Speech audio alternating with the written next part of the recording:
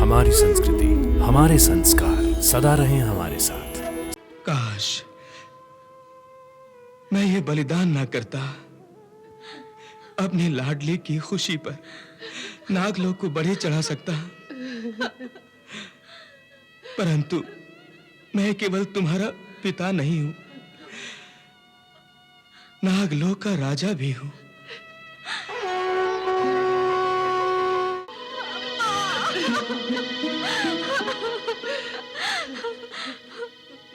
पुत्री, मायके में माँ बाप अपनी पुत्री को जो संस्कार देते हैं उनका पालन करके ही बहू अपने ससुराल वालों का दिल जीत लेती है।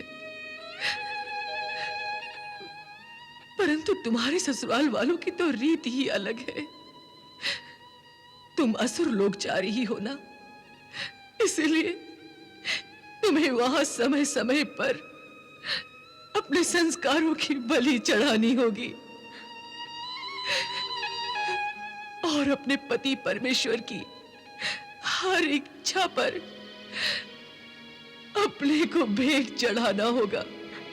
हाँ माताश्री, विवशता का ये पाठ तो मैं कल रात ही पढ़ चुकी हूँ।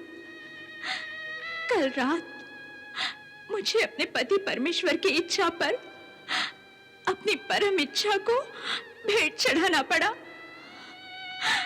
मैंने स्वयं भगवान विष्णु की मूर्ति उनके हाथों में दे दी और फिर उन्होंने इस मूर्ति को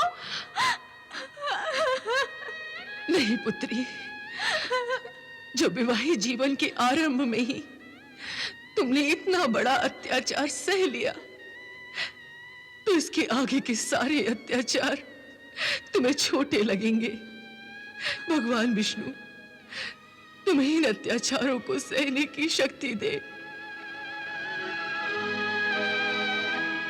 पिताश्री, बलिदान देने वाले यदि अपने किए हुए बलिदान पर आंसू बहाएं तो बलिदान की मर्यादा का अपमान होता है।